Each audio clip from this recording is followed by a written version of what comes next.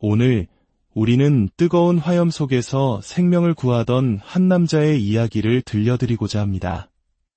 매캐한 연기와 모든 것을 삼킬 듯한 불길 속에서 그는 직업인으로서의 사명감뿐만 아니라 간절한 신앙인으로서 매 순간을 보냈습니다. 그는 대한민국에서 현직 소방관으로 복무하다 목회자의 길을 걷게 된 첫 번째 인물, 임재영 목사님입니다. 이 이야기는 단순히 한 사람의 직업 전환에 대한 기록이 아닙니다. 이것은 가장 치열한 삶의 현장에서 만난 하나님에 대한 증언이며 육신의 생명을 구하는 일에서 영혼을 구하는 일로 부르심을 받은 한 영혼의 뜨거운 고백입니다. 오늘의 이야기가 여러분의 마음에 깊은 울림과 위로를 주기를 소망합니다. 잠시 시간을 내어 구독과 좋아요를 눌러주신다면 이 귀한 은혜의 말씀이 더 많은 분들에게 전달되는 귀한 통로가 될 것입니다. 여러분의 작은 손길이 누군가에게는 큰 희망의 불씨가 될 수 있습니다. 주님의 이름으로 여러분의 삶을 축복합니다. 화재 현장. 상상만으로도 숨이 막혀오는 그곳은 소방관들에게 일상이었습니다. 사이렌 소리와 함께 출동하는 차 안에서 그리고 시뻘건 불길이 건물을 집어삼키는 현장 앞에서 드리는 기도는 처절할 수밖에 없었습니다. 주님, 살려주십시오. 저뿐만 아니라 저 불길 속에 갇힌 수많은 생명을 구할 수 있도록 제가 죽지 않고 살아서 이 사명을 감당하게 하옵소서. 매일의 기도는 생존을 위한 절규였습니다. 한 번은 동료 한 명이 지하 매몰 현장에서 인명을 구조하다가 순직하는 안타까운 일이 있었습니다. 만약 그날 근무 순번이 달랐다면 그 자리에 있었던 것은 바로 저였을지도 모릅니다. 가까운 동료의 죽음을 목격한 충격으로 하나둘씩 사표를 쓰고 떠나가는 동기들을 보며 문득 이런 생각이 들었습니다. 소방관은 다른 사람의 생명을 구하기 위해 존재하는데 정작 소방관 자신의 생명은 누가 구해주는 걸까? 그 질문에 대한 답은 오직 하나, 주님을 의지하는 것뿐이었습니다. 대형 화재 현장으로 출동할 때면 무전기에서 흘러나오는 다급한 목소리만 들어도 화재의 규모를 짐작할 수 있습니다. 그럴 때면 아내에게 마치 유언과도 같은 문자를 남기곤 했습니다. 방화복 안주머니에 핸드폰을 넣고 들어가지만 물과 열기로 언제 망가질지 모르기에 차에 두고 내리는 경우가 많았습니다. 여보, 지금 큰 화재 현장으로 가고 있어. 규모가 좀 큰 것 같네. 기도해줘. 이따가 다시 만났으면 좋겠다.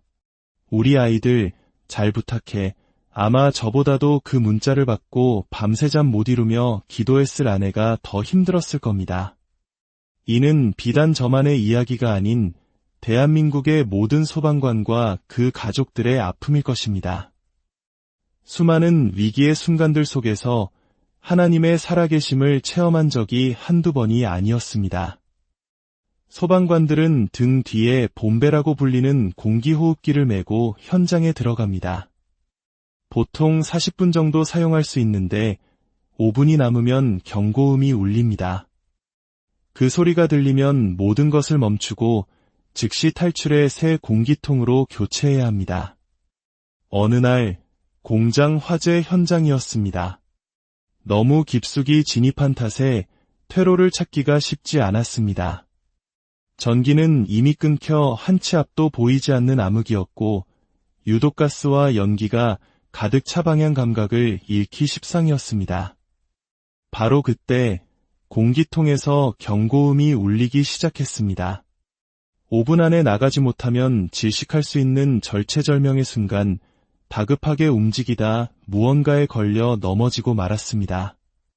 간신히 몸을 일으켜 손으로 바닥을 짚었는데 온통 숯 바닥이었습니다. 장갑 위로 뜨거운 열기가 전해졌고 동료들과도 이미 떨어진 상황. 평정심을 잃기 쉬운 극한의 공포 속에서 저는 훈련받은 대로 경험에 따라 퇴로가 있을 법한 오른쪽으로 가려고 했습니다. 그것이 가장 합리적인 판단이었습니다. 그런데 바로 그 순간 누군가가 제 왼쪽 어깨를 잡아 끌며 미는 듯한 강한 느낌을 받았습니다. 분명 제 경험과 지식은 오른쪽을 가리키고 있었지만 마음속에서는 계속해서 왼쪽으로 가라는 울림이 들려왔습니다. 알 수 없는 힘에 이끌려 저는 왼쪽으로 방향을 틀었고 5분이라는 시간이 다하기 직전 기적적으로 출구를 찾아 무사히 탈출할 수 있었습니다. 나중에 화재가 모두 진압되고 현장을 다시 둘러볼 기회가 있었습니다. 제가 넘어졌던 그 자리에서 만약 제가 원래 가려던 방향대로 오른쪽으로 단 몇 걸음만 더 갔더라면 그곳에는 화물용 승강기가 문이 활짝 열린 채 깊은 낭떠러지를 드러내고 있었습니다. 만약 제 경험과 지식만을 믿고 나아갔더라면 저는 지금 이 자리에 없었을 것입니다. 그 일을 겪고 나서 깨달았습니다. 내 삶은 하루하루가 덤으로 사는 인생, 하나님이 주신 보너스와 같은 삶이라는 것을. 그때 이후로 저는 하루하루를 더욱 감사하며 살게 되었습니다. 하지만 아이러니컬하게도 이처럼 치열한 현장에서 하나님의 살아계심을 매일 체험하면서도 제 마음 한구석에는 깊은 영적 갈증과 회의감이 자라고 있었습니다.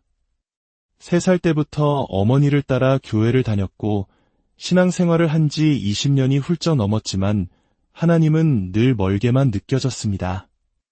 어머니를 통해 병든 자가 낫고 귀신이 떠나가는 기적들을 보며 하나님이 살아계시다는 사실은 부인할 수 없었지만 과연 그 하나님이 나를 아실까? 이 우주 속 먼지와도 같은 나에게 조금이라도 관심이 있으실까? 하는 의문이 떠나지 않았습니다. 교회에 앉아 있어도 아무런 감흥이 없었고 말씀을 들어도 마음에 남는 것이 없었습니다. 찬양을 부르며 눈물 흘리는 사람들을 보아도 저는 무감각했습니다. 그저 주일에 빠지면 벌을 받을까 두려운 마음에 의무감과 율법에 얽매여 종교 생활을 이어갈 뿐이었습니다. 그러던 어느 날 24시간 밤샘 근무를 마치고 피곤한 몸을 이끌고 교회에 앉아 있는데 문득 내가 지금 여기서 뭘 하고 있는 거지? 하는 깊은 회의감이 밀려왔습니다. 삶의 변화도 기쁨도 없는 이 무의미한 신앙생활을 더는 이어갈 수 없었습니다. 오랜 고민 끝에 저는 결심했습니다. 다른 종교를 찾아보자. 내가 찾는 진리가 혹시 다른 곳에 있을지도 모른다. 하지만 20년 넘게 몸담았던 신앙을 하루아침에 저버리는 것은 하나님에 대한 배신처럼 느껴졌습니다.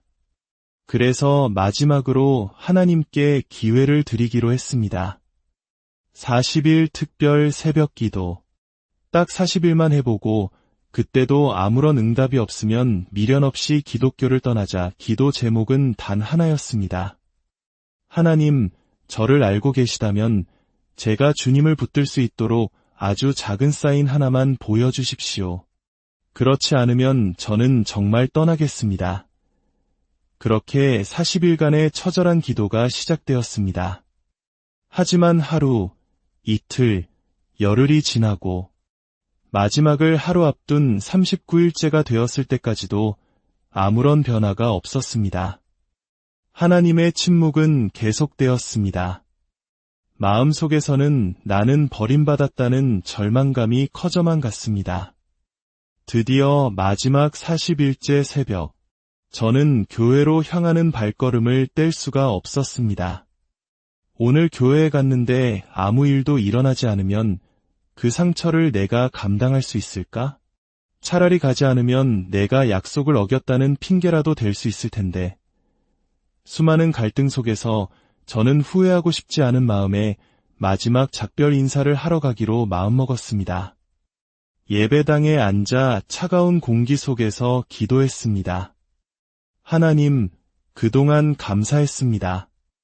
화재 현장에서 죽지 않고 가족들과 함께 살게 해주셔서 감사합니다. 이제 저는 떠납니다. 안녕히 계세요. 그렇게 모든 것을 체념하고 기도를 마치려던 순간 이상한 일이 벌어졌습니다.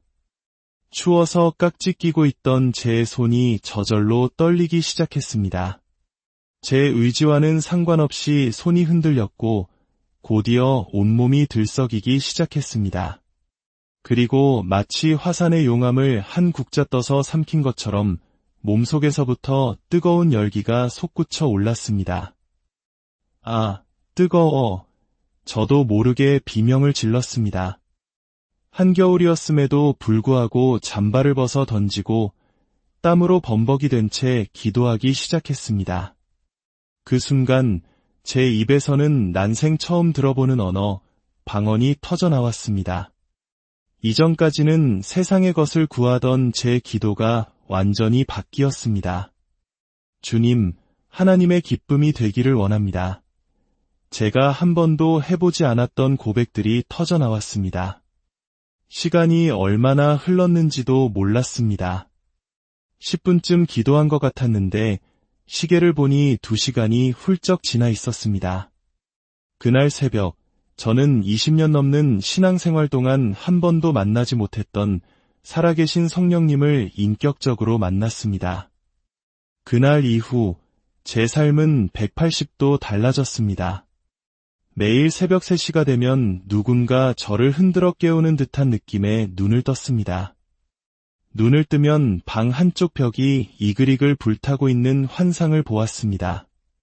신기하게도 벽지는 타지 않는데 불꽃으로 쓰인 글씨가 보였습니다.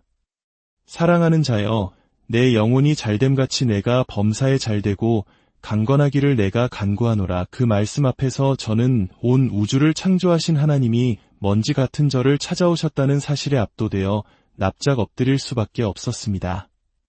그때부터 제게는 놀라운 영적인 은사들이 나타나기 시작했습니다. 사람을 보면 그 사람의 마음과 과거, 미래가 보이고 아픈 곳에 손을 얹고 기도하면 치유되는 일들이 일어났습니다. 저는 더 이상 소방관 임재영이 아니었습니다. 하나님은 저를 새로운 사명을 위해 부르고 계셨습니다. 깊은 산속에 올라가 하나님과 거래하듯 기도했습니다. 하나님, 저를 목회자의 길로 부르셨다면 제가 그 길을 가겠습니다. 대신 저희 가족 모두를 구원하여 천국 가게 해주십시오. 술과 폭력으로 가득했던 아버지, 그 어떤 방법으로도 구원받을 수 없을 것 같았던 그 영혼까지도 포기할 수 없었습니다. 2시간쯤 울부짖으며 기도하는데 갑자기 누군가 제 엉덩이를 착 소리가 나게 때리며 음성이 들렸습니다. 그 기도는 옳다. 합격. 하산하여라. 그렇게 저는 하나님의 부르심에 순종하여 안정된 소방관이라는 직업을 내려놓았습니다. 아내는 나는 소방관과 결혼했지 목사와 결혼한 게 아니다라며 반대했지만 하나님의 부르심은 거스를 수 없었습니다.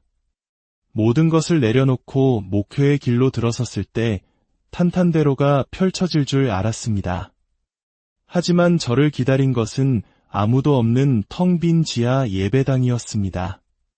첫 예배는 저 혼자 드렸습니다.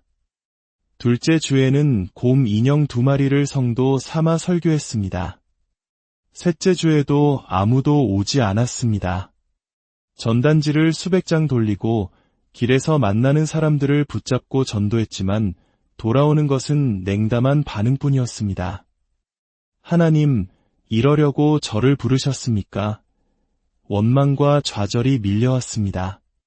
가난은 혹독했습니다. 새 아이를 키우며 지하 단칸방 월세를 전전했고 태어나서 먹은 라면보다 목회를 시작하고 7개월 동안 먹은 라면이 더 많을 정도였습니다. 하지만 이상하게도 마음은 소방관 시절보다 훨씬 더 행복하고 평안했습니다.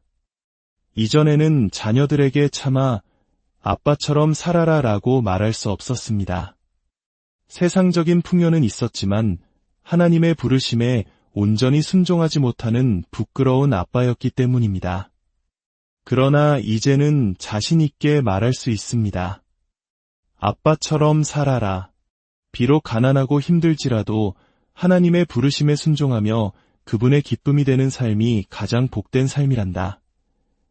육체의 생명을 구하던 소방관에서 이제는 죽어가는 영혼의 성령의 불을 지피는 영혼의 구조대로 살아가는 것. 그것이 바로 하나님께서 저를 불구덩이 속에서 건져내시고 새롭게 부르신 이유임을 믿습니다. 저의 마지막 기도 제목은 이것입니다. 주님 품에 안기는 그날까지 제 몸이 다스러지도록 저를 불태워 죽어가는 영혼들을 살리는 주님의 사명을 온전히 감당하는 것입니다. 이 땅의 모든 시들어가는 영혼들에게 성령의 불을 전하는 하나님의 온전한 영혼 구조대로 쓰임받기를 소망합니다. 오늘 이 이야기를 들으시는 모든 분들의 삶 가운데에도 절망을 희망으로 바꾸시고 죽음에서 생명으로 인도하시는 하나님의 놀라운 사랑과 은혜가 강물처럼 흘러넘치기를 주님의 이름으로. 오늘 우리는 뜨거운 화염 속에서 생명을 구하던 한 남자의 이야기를 들려드리고자 합니다. 매캐한 연기와 모든 것을 삼킬 듯한 불길 속에서 그는 직업인으로서의 사명감뿐만 아니라 간절한 신앙인으로서 매 순간을 보냈습니다. 그는 대한민국에서 현직 소방관으로 복무하다 목회자의 길을 걷게 된 첫 번째 인물, 임재영 목사님입니다. 이 이야기는 단순히 한 사람의 직업 전환에 대한 기록이 아닙니다. 이것은 가장 치열한 삶의 현장에서 만난 하나님에 대한 증언이며 육신의 생명을 구하는 일에서 영혼을 구하는 일로 부르심을 받은 한 영혼의 뜨거운 고백입니다. 오늘의 이야기가 여러분의 마음에 깊은 울림과 위로를 주기를 소망합니다. 잠시 시간을 내어 구독과 좋아요를 눌러주신다면 이 귀한 은혜의 말씀이 더 많은 분들에게 전달되는 귀한 통로가 될 것입니다. 여러분의 작은 손길이 누군가에게는 큰 희망의 불씨가 될 수 있습니다. 주님의 이름으로 여러분의 삶을 축복합니다. 화재 현장. 상상만으로도 숨이 막혀오는 그곳은 소방관들에게 일상이었습니다. 사이렌 소리와 함께 출동하는 차 안에서 그리고 시뻘건 불길이 건물을 집어삼키는 현장 앞에서 드리는 기도는 처절할 수밖에 없었습니다. 주님, 살려주십시오. 저뿐만 아니라 저 불길 속에 갇힌 수많은 생명을 구할 수 있도록 제가 죽지 않고 살아서 이 사명을 감당하게 하옵소서. 매일의 기도는 생존을 위한 절규였습니다. 한 번은 동료 한 명이 지하 매몰 현장에서 인명을 구조하다가 순직하는 안타까운 일이 있었습니다. 만약 그날 근무 순번이 달랐다면 그 자리에 있었던 것은 바로 저였을지도 모릅니다. 가까운 동료의 죽음을 목격한 충격으로 하나둘씩 사표를 쓰고 떠나가는 동기들을 보며 문득 이런 생각이 들었습니다. 소방관은 다른 사람의 생명을 구하기 위해 존재하는데 정작 소방관 자신의 생명은 누가 구해주는 걸까? 그 질문에 대한 답은 오직 하나, 주님을 의지하는 것뿐이었습니다. 대형 화재 현장으로 출동할 때면 무전기에서 흘러나오는 다급한 목소리만 들어도 화재의 규모를 짐작할 수 있습니다. 그럴 때면 아내에게 마치 유언과도 같은 문자를 남기곤 했습니다. 방화복 안주머니에 핸드폰을 넣고 들어가지만 물과 열기로 언제 망가질지 모르기에 차에 두고 내리는 경우가 많았습니다. 여보, 지금 큰 화재 현장으로 가고 있어. 규모가 좀 큰 것 같네. 기도해줘. 이따가 다시 만났으면 좋겠다. 우리 아이들 잘 부탁해. 아마 저보다도 그 문자를 받고 밤새 잠 못 이루며 기도했을 아내가 더 힘들었을 겁니다. 이는 비단 저만의 이야기가 아닌 대한민국의 모든 소방관과 그 가족들의 아픔일 것입니다. 수많은 위기의 순간들 속에서 하나님의 살아계심을 체험한 적이 한두 번이 아니었습니다. 소방관들은 등 뒤에 봄배라고 불리는 공기호흡기를 메고 현장에 들어갑니다. 보통 40분 정도 사용할 수 있는데 5분이 남으면 경고음이 울립니다. 그 소리가 들리면 모든 것을 멈추고 즉시 탈출해 새 공기통으로 교체해야 합니다. 어느 날 공장 화재 현장이었습니다. 너무 깊숙이 진입한 탓에 퇴로를 찾기가 쉽지 않았습니다.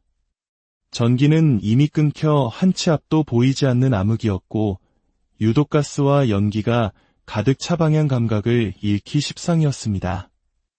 바로 그때 공기통에서 경고음이 울리기 시작했습니다. 5분 안에 나가지 못하면 질식할 수 있는 절체절명의 순간 다급하게 움직이다 무언가에 걸려 넘어지고 말았습니다. 간신히 몸을 일으켜 손으로 바닥을 짚었는데 온통 숲 바닥이었습니다. 장갑 위로 뜨거운 열기가 전해졌고 동료들과도 이미 떨어진 상황. 평정심을 잃기 쉬운 극한의 공포 속에서 저는 훈련받은 대로 경험에 따라 퇴로가 있을 법한 오른쪽으로 가려고 했습니다. 그것이 가장 합리적인 판단이었습니다. 그런데 바로 그 순간 누군가가 제 왼쪽 어깨를 잡아 끌며 미는 듯한 강한 느낌을 받았습니다. 분명 제 경험과 지식은 오른쪽을 가리키고 있었지만 마음속에서는 계속해서 왼쪽으로 가라는 울림이 들려왔습니다. 알 수 없는 힘에 이끌려 저는 왼쪽으로 방향을 틀었고 5분이라는 시간이 다하기 직전 기적적으로 출구를 찾아 무사히 탈출할 수 있었습니다. 나중에 화재가 모두 진압되고 현장을 다시 둘러볼 기회가 있었습니다. 제가 넘어졌던 그 자리에서 만약 제가 원래 가려던 방향대로 오른쪽으로 단 몇 걸음만 더 갔더라면 그곳에는 화물용 승강기가 문이 활짝 열린 채 깊은 낭떠러지를 드러내고 있었습니다. 만약 제 경험과 지식만을 믿고 나아갔더라면 저는 지금 이 자리에 없었을 것입니다. 그 일을 겪고 나서 깨달았습니다. 내 삶은 하루하루가 덤으로 사는 인생, 하나님이 주신 보너스와 같은 삶이라는 것을. 그때 이후로 저는 하루하루를 더욱 감사하며 살게 되었습니다. 하지만 아이러니컬하게도 이처럼 치열한 현장에서 하나님의 살아계심을 매일 체험하면서도 제 마음 한구석에는 깊은 영적 갈증과 회의감이 자라고 있었습니다. 3살 때부터 어머니를 따라 교회를 다녔고 신앙생활을 한 지 20년이 훌쩍 넘었지만 하나님은 늘 멀게만 느껴졌습니다. 어머니를 통해 병든 자가 낫고 귀신이 떠나가는 기적들을 보며 하나님이 살아계시다는 사실은 부인할 수 없었지만 과연 그 하나님이 나를 아실까? 이 우주 속 먼지와도 같은 나에게 조금이라도 관심이 있으실까? 하는 의문이 떠나지 않았습니다. 교회에 앉아 있어도 아무런 감흥이 없었고 말씀을 들어도 마음에 남는 것이 없었습니다.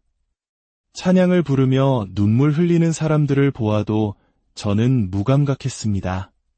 그저 주일에 빠지면 벌을 받을까 두려운 마음에 의무감과 율법에 얽매여 종교 생활을 이어갈 뿐이었습니다. 그러던 어느 날 24시간 밤샘 근무를 마치고 피곤한 몸을 이끌고 교회에 앉아 있는데 문득 내가 지금 여기서 뭘 하고 있는 거지? 하는 깊은 회의감이 밀려왔습니다. 삶의 변화도 기쁨도 없는 이 무의미한 신앙생활을 더는 이어갈 수 없었습니다. 오랜 고민 끝에 저는 결심했습니다. 다른 종교를 찾아보자. 내가 찾는 진리가 혹시 다른 곳에 있을지도 모른다. 하지만 20년 넘게 몸담았던 신앙을 하루아침에 저버리는 것은 하나님에 대한 배신처럼 느껴졌습니다. 그래서 마지막으로 하나님께 기회를 드리기로 했습니다. 40일 특별 새벽 기도. 딱 40일만 해보고 그때도 아무런 응답이 없으면 미련 없이 기독교를 떠나자. 기도 제목은 단 하나였습니다. 하나님, 저를 알고 계시다면 제가 주님을 붙들 수 있도록 아주 작은 사인 하나만 보여주십시오. 그렇지 않으면 저는 정말 떠나겠습니다. 그렇게 40일간의 처절한 기도가 시작되었습니다. 하지만 하루, 이틀, 열흘이 지나고 마지막을 하루 앞둔 39일째가 되었을 때까지도 아무런 변화가 없었습니다. 하나님의 침묵은 계속되었습니다. 마음속에서는 나는 버림받았다는 절망감이 커져만 갔습니다.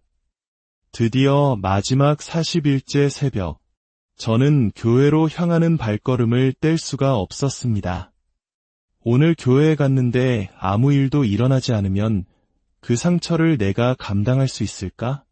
차라리 가지 않으면 내가 약속을 어겼다는 핑계라도 될 수 있을 텐데. 수많은 갈등 속에서 저는 후회하고 싶지 않은 마음에 마지막 작별 인사를 하러 가기로 마음먹었습니다. 예배당에 앉아 차가운 공기 속에서 기도했습니다. 하나님, 그동안 감사했습니다. 화재 현장에서 죽지 않고 가족들과 함께 살게 해주셔서 감사합니다. 이제 저는 떠납니다. 안녕히 계세요. 그렇게 모든 것을 체념하고 기도를 마치려던 순간 이상한 일이 벌어졌습니다. 추워서 깍지 끼고 있던 제 손이 저절로 떨리기 시작했습니다. 제 의지와는 상관없이 손이 흔들렸고 곧이어 온몸이 들썩이기 시작했습니다.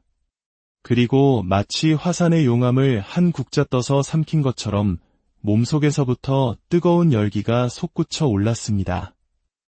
아, 뜨거워. 저도 모르게 비명을 질렀습니다. 한겨울이었음에도 불구하고 잠바를 벗어 던지고 땀으로 범벅이 된 채 기도하기 시작했습니다. 그 순간 제 입에서는 난생 처음 들어보는 언어, 방언이 터져나왔습니다. 이전까지는 세상의 것을 구하던 제 기도가 완전히 바뀌었습니다. 주님, 하나님의 기쁨이 되기를 원합니다. 제가 한 번도 해보지 않았던 고백들이 터져나왔습니다. 시간이 얼마나 흘렀는지도 몰랐습니다. 10분쯤 기도한 것 같았는데 시계를 보니 2시간이 훌쩍 지나 있었습니다. 그날 새벽, 저는 20년 넘는 신앙생활 동안 한 번도 만나지 못했던 살아계신 성령님을 인격적으로 만났습니다. 그날 이후 제 삶은 180도 달라졌습니다. 매일 새벽 3시가 되면 누군가 저를 흔들어 깨우는 듯한 느낌에 눈을 떴습니다. 눈을 뜨면 방 한쪽 벽이 이글이글 불타고 있는 환상을 보았습니다. 신기하게도 벽지는 타지 않는데 불꽃으로 쓰인 글씨가 보였습니다.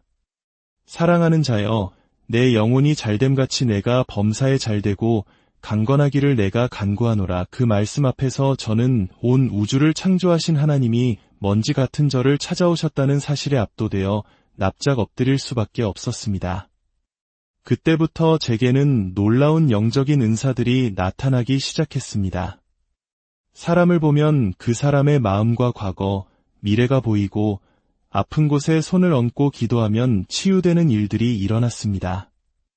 저는 더 이상 소방관 임재영이 아니었습니다. 하나님은 저를 새로운 사명을 위해 부르고 계셨습니다. 깊은 산속에 올라가 하나님과 거래하듯 기도했습니다. 하나님, 저를 목회자의 길로 부르셨다면 제가 그 길을 가겠습니다.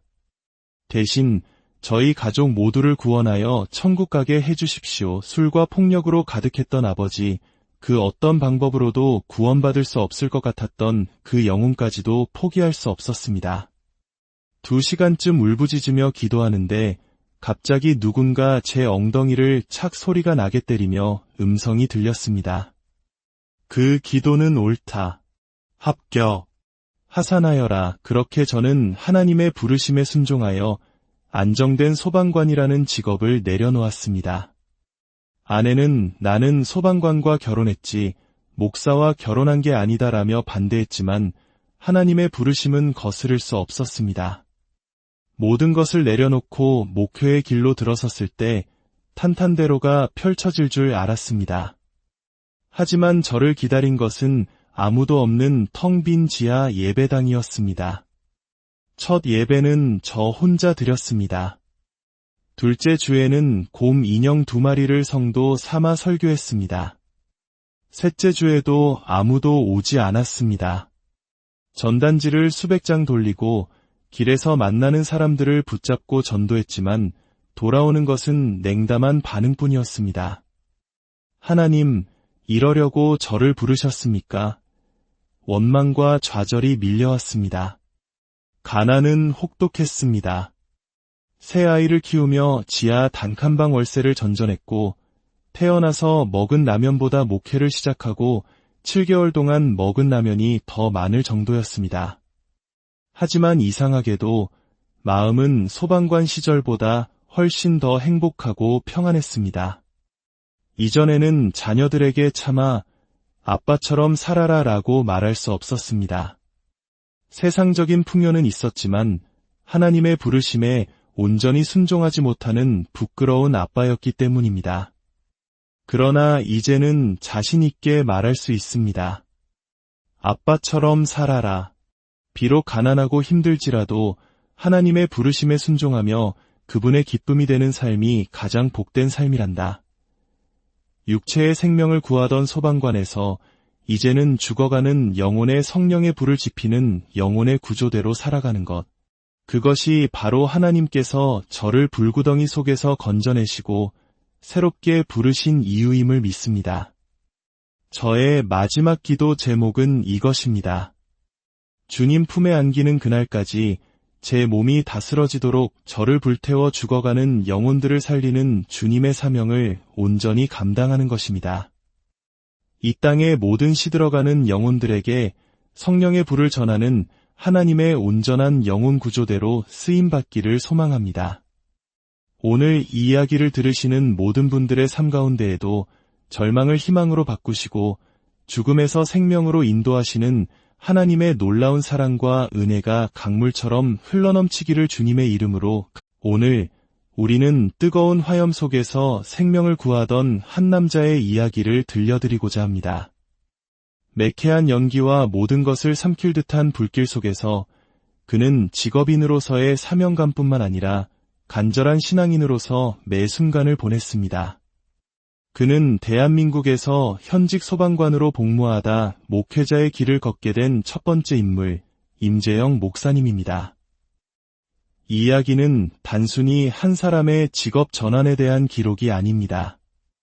이것은 가장 치열한 삶의 현장에서 만난 하나님에 대한 증언이며 육신의 생명을 구하는 일에서 영혼을 구하는 일로 부르심을 받은 한 영혼의 뜨거운 고백입니다.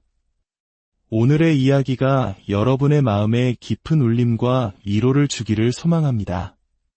잠시 시간을 내어 구독과 좋아요를 눌러주신다면 이 귀한 은혜의 말씀이 더 많은 분들에게 전달되는 귀한 통로가 될 것입니다. 여러분의 작은 손길이 누군가에게는 큰 희망의 불씨가 될 수 있습니다. 주님의 이름으로 여러분의 삶을 축복합니다.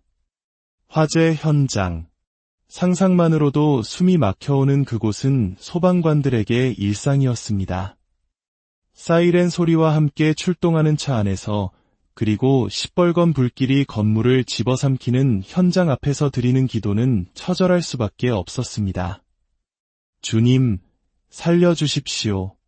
저뿐만 아니라 저 불길 속에 갇힌 수많은 생명을 구할 수 있도록 제가 죽지 않고 살아서 이 사명을 감당하게 하옵소서. 매일의 기도는 생존을 위한 절규였습니다. 한 번은 동료 한 명이 지하 매몰 현장에서 인명을 구조하다가 순직하는 안타까운 일이 있었습니다. 만약 그날 근무 순번이 달랐다면 그 자리에 있었던 것은 바로 저였을지도 모릅니다. 가까운 동료의 죽음을 목격한 충격으로 하나둘씩 사표를 쓰고 떠나가는 동기들을 보며 문득 이런 생각이 들었습니다. 소방관은 다른 사람의 생명을 구하기 위해 존재하는데 정작 소방관 자신의 생명은 누가 구해주는 걸까? 그 질문에 대한 답은 오직 하나, 주님을 의지하는 것뿐이었습니다. 대형 화재 현장으로 출동할 때면 무전기에서 흘러나오는 다급한 목소리만 들어도 화재의 규모를 짐작할 수 있습니다. 그럴 때면 아내에게 마치 유언과도 같은 문자를 남기곤 했습니다. 방화복 안주머니에 핸드폰을 넣고 들어가지만 물과 열기로 언제 망가질지 모르기에 차에 두고 내리는 경우가 많았습니다. 여보, 지금 큰 화재 현장으로 가고 있어. 규모가 좀 큰 것 같네. 기도해줘. 이따가 다시 만났으면 좋겠다. 우리 아이들 잘 부탁해. 아마 저보다도 그 문자를 받고 밤새 잠 못 이루며 기도했을 아내가 더 힘들었을 겁니다. 이는 비단 저만의 이야기가 아닌 대한민국의 모든 소방관과 그 가족들의 아픔일 것입니다. 수많은 위기의 순간들 속에서 하나님의 살아계심을 체험한 적이 한두 번이 아니었습니다. 소방관들은 등 뒤에 봄배라고 불리는 공기호흡기를 메고 현장에 들어갑니다. 보통 40분 정도 사용할 수 있는데 5분이 남으면 경고음이 울립니다. 그 소리가 들리면 모든 것을 멈추고 즉시 탈출해 새 공기통으로 교체해야 합니다. 어느 날 공장 화재 현장이었습니다. 너무 깊숙이 진입한 탓에 퇴로를 찾기가 쉽지 않았습니다. 전기는 이미 끊겨 한 치 앞도 보이지 않는 암흑이었고 유독가스와 연기가 가득 차 방향 감각을 잃기 십상이었습니다.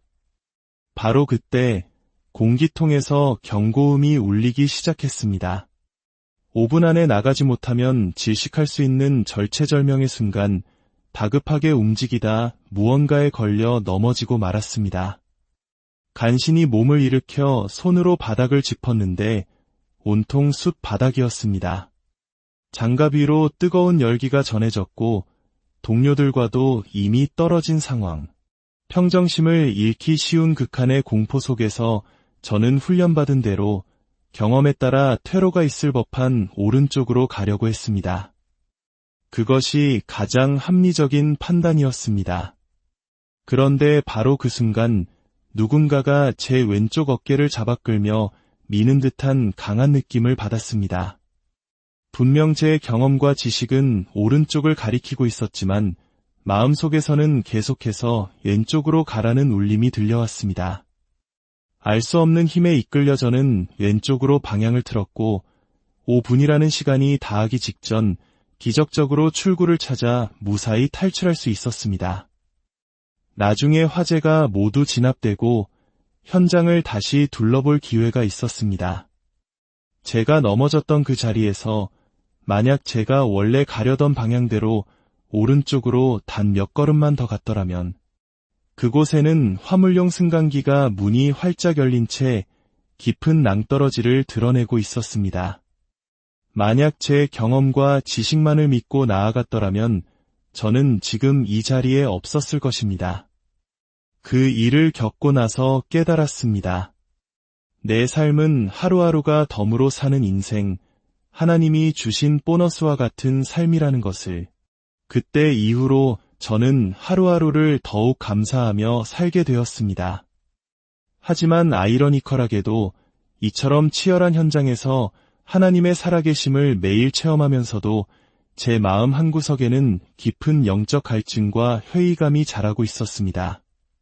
3살 때부터 어머니를 따라 교회를 다녔고 신앙생활을 한 지 20년이 훌쩍 넘었지만 하나님은 늘 멀게만 느껴졌습니다. 어머니를 통해 병든 자가 낫고 귀신이 떠나가는 기적들을 보며 하나님이 살아계시다는 사실은 부인할 수 없었지만 과연 그 하나님이 나를 아실까? 이 우주 속 먼지와도 같은 나에게 조금이라도 관심이 있으실까? 하는 의문이 떠나지 않았습니다. 교회에 앉아 있어도 아무런 감흥이 없었고 말씀을 들어도 마음에 남는 것이 없었습니다. 찬양을 부르며 눈물 흘리는 사람들을 보아도 저는 무감각했습니다.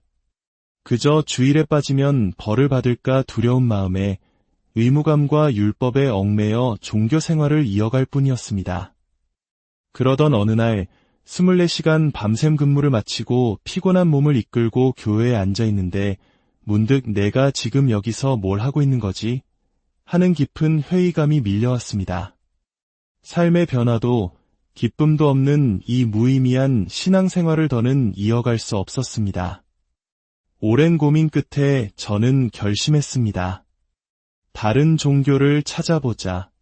내가 찾는 진리가 혹시 다른 곳에 있을지도 모른다.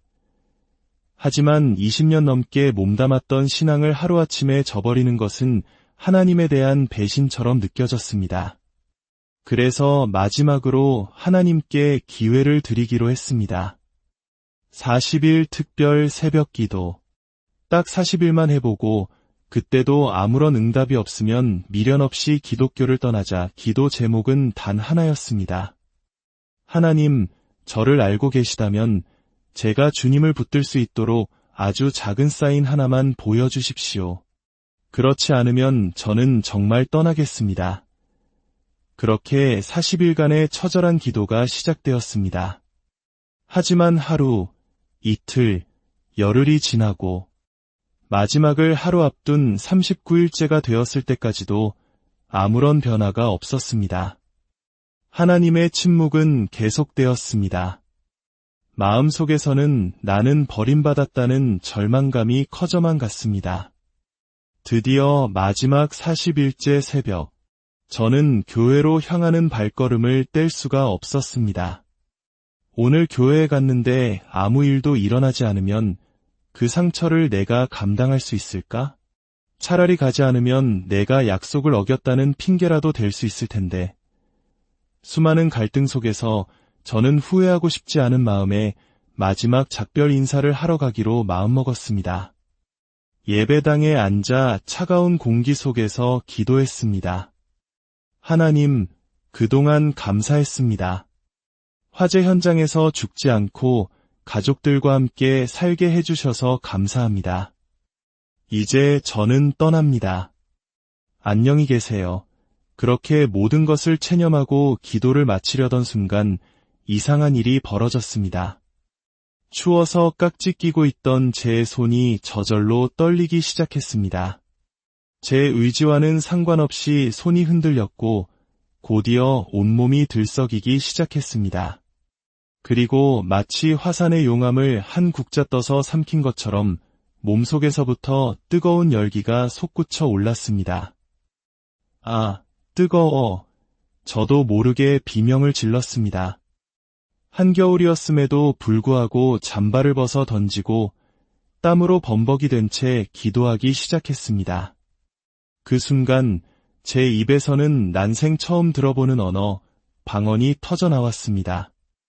이전까지는 세상의 것을 구하던 제 기도가 완전히 바뀌었습니다. 주님, 하나님의 기쁨이 되기를 원합니다. 제가 한 번도 해보지 않았던 고백들이 터져나왔습니다. 시간이 얼마나 흘렀는지도 몰랐습니다. 10분쯤 기도한 것 같았는데 시계를 보니 2시간이 훌쩍 지나 있었습니다. 그날 새벽, 저는 20년 넘는 신앙생활 동안 한 번도 만나지 못했던 살아계신 성령님을 인격적으로 만났습니다. 그날 이후 제 삶은 180도 달라졌습니다. 매일 새벽 3시가 되면 누군가 저를 흔들어 깨우는 듯한 느낌에 눈을 떴습니다. 눈을 뜨면 방 한쪽 벽이 이글이글 불타고 있는 환상을 보았습니다. 신기하게도 벽지는 타지 않는데 불꽃으로 쓰인 글씨가 보였습니다. 사랑하는 자여, 내 영혼이 잘됨같이 내가 범사에 잘되고 강건하기를 내가 간구하노라. 그 말씀 앞에서 저는 온 우주를 창조하신 하나님이 먼지 같은 저를 찾아오셨다는 사실에 압도되어 납작 엎드릴 수밖에 없었습니다. 그때부터 제게는 놀라운 영적인 은사들이 나타나기 시작했습니다.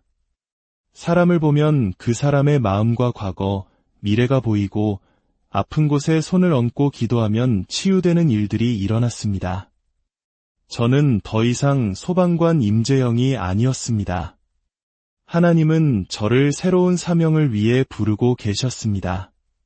깊은 산속에 올라가 하나님과 거래하듯 기도했습니다. 하나님, 저를 목회자의 길로 부르셨다면 제가 그 길을 가겠습니다. 대신 저희 가족 모두를 구원하여 천국 가게 해주십시오. 술과 폭력으로 가득했던 아버지, 그 어떤 방법으로도 구원받을 수 없을 것 같았던 그 영혼까지도 포기할 수 없었습니다. 2시간쯤 울부짖으며 기도하는데 갑자기 누군가 제 엉덩이를 착 소리가 나게 때리며 음성이 들렸습니다. 그 기도는 옳다. 합격. 하산하여라. 그렇게 저는 하나님의 부르심에 순종하여 안정된 소방관이라는 직업을 내려놓았습니다. 아내는 나는 소방관과 결혼했지 목사와 결혼한 게 아니다라며 반대했지만 하나님의 부르심은 거스를 수 없었습니다.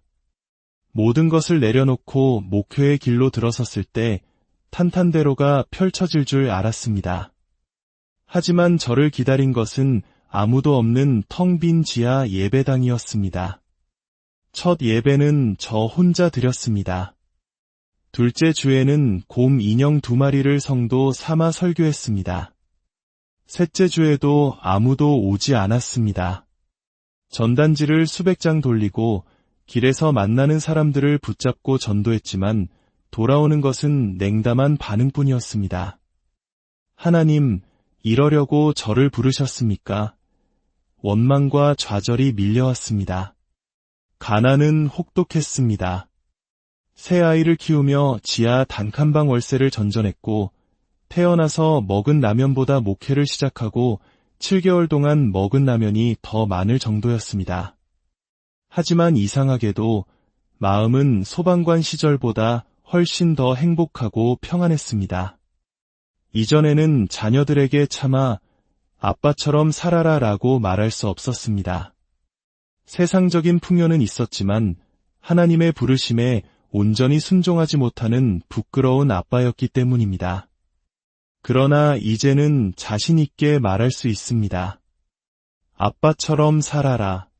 비록 가난하고 힘들지라도 하나님의 부르심에 순종하며 그분의 기쁨이 되는 삶이 가장 복된 삶이란다.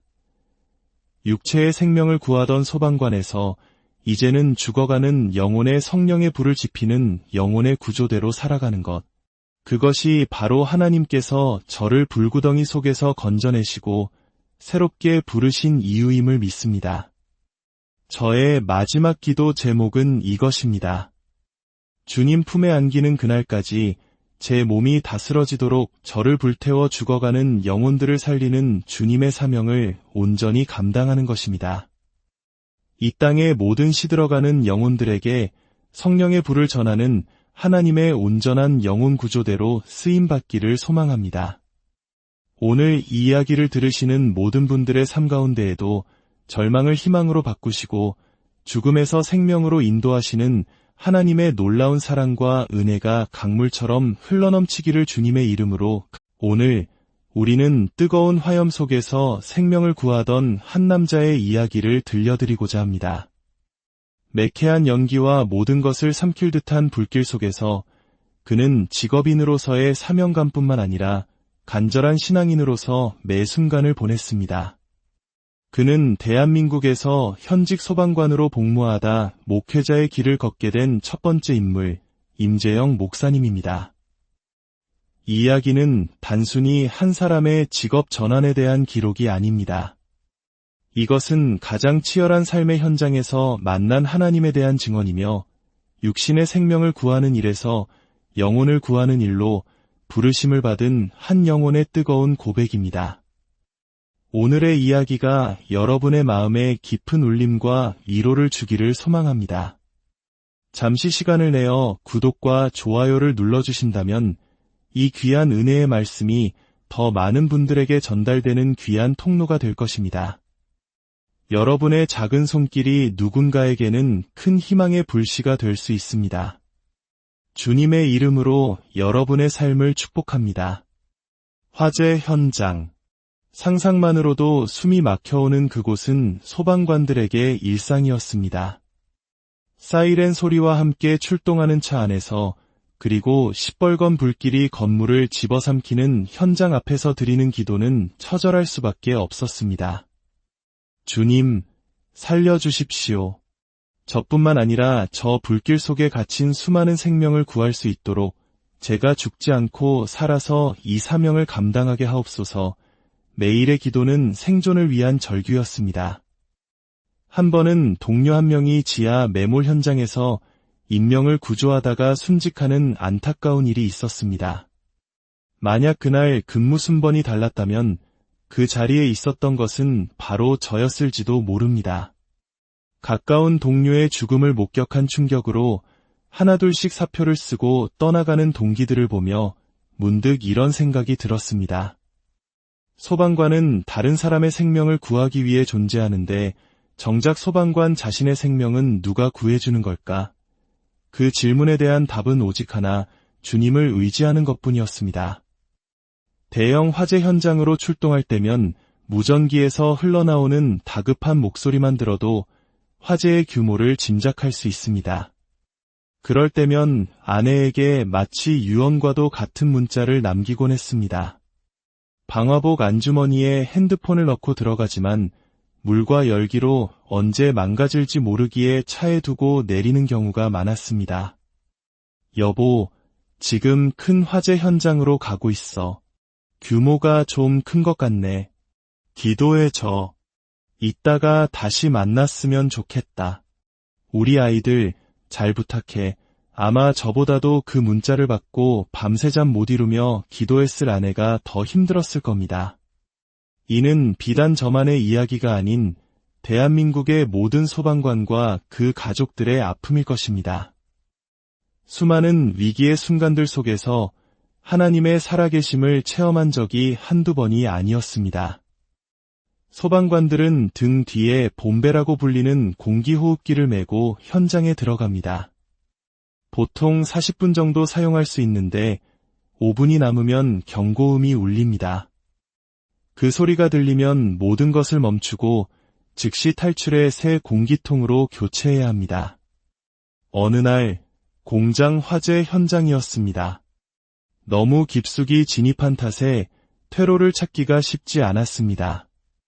전기는 이미 끊겨 한 치 앞도 보이지 않는 암흑이었고 유독가스와 연기가 가득 차 방향 감각을 잃기 십상이었습니다. 바로 그때 공기통에서 경고음이 울리기 시작했습니다. 5분 안에 나가지 못하면 질식할 수 있는 절체절명의 순간 다급하게 움직이다 무언가에 걸려 넘어지고 말았습니다. 간신히 몸을 일으켜 손으로 바닥을 짚었는데 온통 숯 바닥이었습니다. 장갑 위로 뜨거운 열기가 전해졌고 동료들과도 이미 떨어진 상황. 평정심을 잃기 쉬운 극한의 공포 속에서 저는 훈련받은 대로 경험에 따라 퇴로가 있을 법한 오른쪽으로 가려고 했습니다. 그것이 가장 합리적인 판단이었습니다. 그런데 바로 그 순간 누군가가 제 왼쪽 어깨를 잡아 끌며 미는 듯한 강한 느낌을 받았습니다.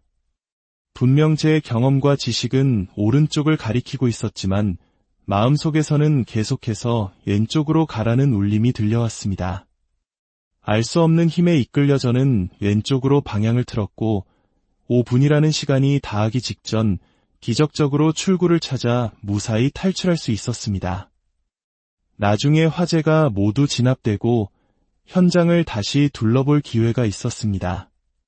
제가 넘어졌던 그 자리에서 만약 제가 원래 가려던 방향대로 오른쪽으로 단 몇 걸음만 더 갔더라면 그곳에는 화물용 승강기가 문이 활짝 열린 채 깊은 낭떠러지를 드러내고 있었습니다. 만약 제 경험과 지식만을 믿고 나아갔더라면 저는 지금 이 자리에 없었을 것입니다. 그 일을 겪고 나서 깨달았습니다. 내 삶은 하루하루가 덤으로 사는 인생, 하나님이 주신 보너스와 같은 삶이라는 것을. 그때 이후로 저는 하루하루를 더욱 감사하며 살게 되었습니다. 하지만 아이러니컬하게도 이처럼 치열한 현장에서 하나님의 살아계심을 매일 체험하면서도 제 마음 한구석에는 깊은 영적 갈증과 회의감이 자라고 있었습니다. 3살 때부터 어머니를 따라 교회를 다녔고 신앙생활을 한 지 20년이 훌쩍 넘었지만 하나님은 늘 멀게만 느껴졌습니다. 어머니를 통해 병든 자가 낫고 귀신이 떠나가는 기적들을 보며 하나님이 살아계시다는 사실은 부인할 수 없었지만 과연 그 하나님이 나를 아실까? 이 우주 속 먼지와도 같은 나에게 조금이라도 관심이 있으실까? 하는 의문이 떠나지 않았습니다. 교회에 앉아 있어도 아무런 감흥이 없었고 말씀을 들어도 마음에 남는 것이 없었습니다. 찬양을 부르며 눈물 흘리는 사람들을 보아도 저는 무감각했습니다. 그저 주일에 빠지면 벌을 받을까 두려운 마음에 의무감과 율법에 얽매여 종교 생활을 이어갈 뿐이었습니다.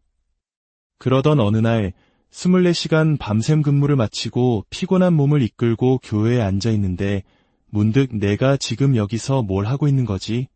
하는 깊은 회의감이 밀려왔습니다. 삶의 변화도 기쁨도 없는 이 무의미한 신앙생활을 더는 이어갈 수 없었습니다. 오랜 고민 끝에 저는 결심했습니다. 다른 종교를 찾아보자. 내가 찾는 진리가 혹시 다른 곳에 있을지도 모른다. 하지만 20년 넘게 몸담았던 신앙을 하루아침에 저버리는 것은 하나님에 대한 배신처럼 느껴졌습니다. 그래서 마지막으로 하나님께 기회를 드리기로 했습니다. 40일 특별 새벽 기도. 딱 40일만 해보고 그때도 아무런 응답이 없으면 미련 없이 기독교를 떠나자. 기도 제목은 단 하나였습니다. 하나님, 저를 알고 계시다면 제가 주님을 붙들 수 있도록 아주 작은 사인 하나만 보여주십시오. 그렇지 않으면 저는 정말 떠나겠습니다. 그렇게 40일간의 처절한 기도가 시작되었습니다. 하지만 하루, 이틀, 열흘이 지나고 마지막을 하루 앞둔 39일째가 되었을 때까지도 아무런 변화가 없었습니다. 하나님의 침묵은 계속되었습니다. 마음속에서는 나는 버림받았다는 절망감이 커져만 갔습니다. 드디어 마지막 40일째 새벽, 저는 교회로 향하는 발걸음을 뗄 수가 없었습니다. 오늘 교회에 갔는데 아무 일도 일어나지 않으면 그 상처를 내가 감당할 수 있을까? 차라리 가지 않으면 내가 약속을 어겼다는 핑계라도 될 수 있을 텐데. 수많은 갈등 속에서 저는 후회하고 싶지 않은 마음에 마지막 작별 인사를 하러 가기로 마음먹었습니다. 예배당에 앉아 차가운 공기 속에서 기도했습니다. 하나님, 그동안 감사했습니다. 화재 현장에서 죽지 않고 가족들과 함께 살게 해주셔서 감사합니다. 이제 저는 떠납니다. 안녕히 계세요. 그렇게 모든 것을 체념하고 기도를 마치려던 순간 이상한 일이 벌어졌습니다. 추워서 깍지 끼고 있던 제 손이 저절로 떨리기 시작했습니다. 제 의지와는 상관없이 손이 흔들렸고 곧이어 온몸이 들썩이기 시작했습니다. 그리고 마치 화산의 용암을 한 국자 떠서 삼킨 것처럼 몸속에서부터 뜨거운 열기가 솟구쳐 올랐습니다. 아, 뜨거워. 저도 모르게 비명을 질렀습니다. 한겨울이었음에도 불구하고 잠바를 벗어 던지고 땀으로 범벅이 된 채 기도하기 시작했습니다. 그 순간 제 입에서는 난생 처음 들어보는 언어, 방언이 터져나왔습니다. 이전까지는 세상의 것을 구하던 제 기도가 완전히 바뀌었습니다. 주님, 하나님의 기쁨이 되기를 원합니다. 제가 한 번도 해보지 않았던 고백들이 터져나왔습니다. 시간이 얼마나 흘렀는지도 몰랐습니다. 10분쯤 기도한 것 같았는데 시계를 보니 2시간이 훌쩍 지나 있었습니다. 그날 새벽, 저는 20년 넘는 신앙생활 동안 한 번도 만나지 못했던 살아계신 성령님을 인격적으로 만났습니다.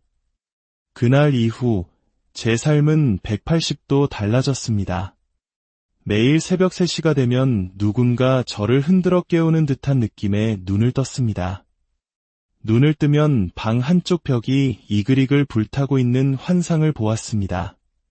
신기하게도 벽지는 타지 않는데 불꽃으로 쓰인 글씨가 보였습니다. 사랑하는 자여, 내 영혼이 잘됨같이 내가 범사에 잘되고 강건하기를 내가 간구하노라. 그 말씀 앞에서 저는 온 우주를 창조하신 하나님이 먼지 같은 저를 찾아오셨다는 사실에 압도되어 납작 엎드릴 수밖에 없었습니다. 그때부터 제게는 놀라운 영적인 은사들이 나타나기 시작했습니다. 사람을 보면 그 사람의 마음과 과거, 미래가 보이고 아픈 곳에 손을 얹고 기도하면 치유되는 일들이 일어났습니다. 저는 더 이상 소방관 임재영이 아니었습니다. 하나님은 저를 새로운 사명을 위해 부르고 계셨습니다. 깊은 산속에 올라가 하나님과 거래하듯 기도했습니다. 하나님, 저를 목회자의 길로 부르셨다면 제가 그 길을 가겠습니다. 대신 저희 가족 모두를 구원하여 천국 가게 해주십시오. 술과 폭력으로 가득했던 아버지, 그 어떤 방법으로도 구원받을 수 없을 것 같았던 그 영혼까지도 포기할 수 없었습니다. 2시간쯤 울부짖으며 기도하는데 갑자기 누군가 제 엉덩이를 착 소리가 나게 때리며 음성이 들렸습니다.